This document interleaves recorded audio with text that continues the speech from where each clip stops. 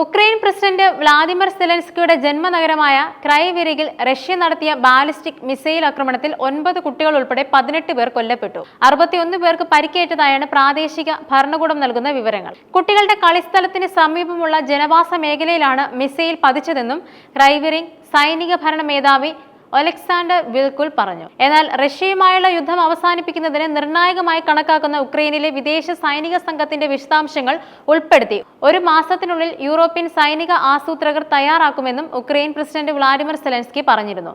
പക്ഷേ അമേരിക്കയുടെ മധ്യസ്ഥതയിലുള്ള ഊർജ്ജ വെടിനിർത്തൽ മോസ്കോ ലംഘിച്ചുവെന്ന് ആരോപിച്ച് ഉക്രൈനിലെ ഖേർസൺ നഗരത്തിലെ ഒരു താപവൈദ്യുത നിലയത്തിൽ റഷ്യ ഡ്രോൺ ആക്രമണം നടത്തുകയായിരുന്നു. കഴിഞ്ഞ 24 മണിക്കൂറിനുള്ളിൽ ഉക്രൈന്റെ കിഴക്കൻ ഡൊണറ്റ്സ്ക് മേഖലയിലെ 2 ഗ്രാമങ്ങൾ കൂടി തങ്ങളുടെ സൈന്യം പിടിച്ചെടുത്തതായി റഷ്യ അവകാശപ്പെട്ടു. കൂടാതെ റഷ്യൻ പ്രതിരോധ മന്ത്രാലയത്തിന്റെ പ്രസ്താവന പ്രകാരം ഡൊണറ്റ്സ്കിലെ പന്തലൈ, മോണിക്ക, റോസിക്ക എന്നിവിടങ്ങളിലെ വാസസ്ഥലങ്ങൾ ഇപ്പോൾ റഷ്യൻ സൈന്യമാണ് നിയന്ത്രിക്കുന്നത്. മധ്യനഗരമായ ഡിനിപ്രോയിലെ ഒരു ഉദ്യോഗസ്ഥന്റെ കാറിലുണ്ടായ സ്ഫോടനത്തെ തുടർന്ന് ആശുപത്രിയിൽ വെച്ച് അദ്ദേഹം മരിച്ചതായി ഉക്രൈൻ വ്യക്തമാക്കി. ഉക്രൈനിയൻ സൈന്യം അതിർത്തി കടക്കാൻ ശ്രമിച്ചതിനെ തുടർന്ന് റഷ്യയിലെ ബെൽഗോറോഡ് മേഖലയിലെ സ്ഥിതിഗതികൾ നിയന്ത്രണത്തിലാണ് എന്ന് റഷ്യൻ കമാൻഡർ ആപ്റ്റി അലാവുഡിനോവ് പറഞ്ഞതായി സ്റ്റേറ്റ് RIA വാർത്താ ഏജൻസികൾ റിപ്പോർട്ട് ചെയ്തിട്ടുണ്ട്. നഗരത്തിലെ റെസ്റ്റോറന്റിൽ ഉയർന്ന സ്ഫോടനശേഷിയുള്ള മിസൈൽ ഉപയോഗിച്ച് കൃത്യതയുള്ള ആക്രമണം നടത്തിയതായി റഷ്യൻ പ്രതിരോധ മന്ത്രാലയം അറിയിച്ചിരുന്നു. വ്യോമ പ്രതിരോധ യൂണിറ്റുകൾ ഒറ്റ രാത്രി കൊണ്ട് 49 യുക്രൈനിയൻ ഡ്രോണുകൾ നശിപ്പിച്ചതായും മന്ത്രാലയം കൂട്ടിച്ചേർത്തു.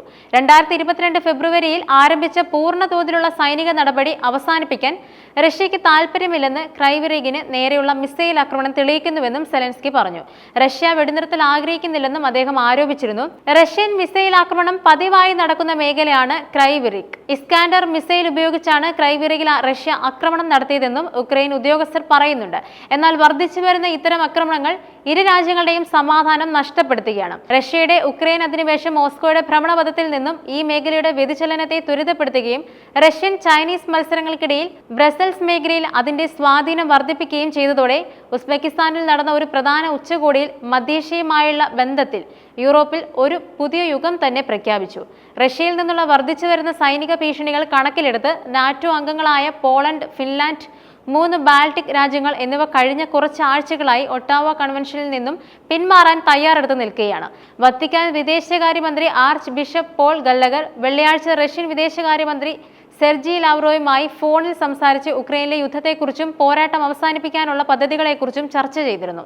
റഷ്യയിൽ നിന്നുള്ള ഭീഷണിയെ നേരിടാൻ ബെർലിൻ തങ്ങളുടെ സായുധ സേനയിൽ നിക്ഷേപം വർദ്ധിപ്പിക്കുന്നതിനാൽ ആദ്യമായി സ്ഫോടക വസ്തുക്കളുള്ള ഡ്രോണുകൾ വാങ്ങുമെന്ന് ജർമ്മനിയും പറഞ്ഞു.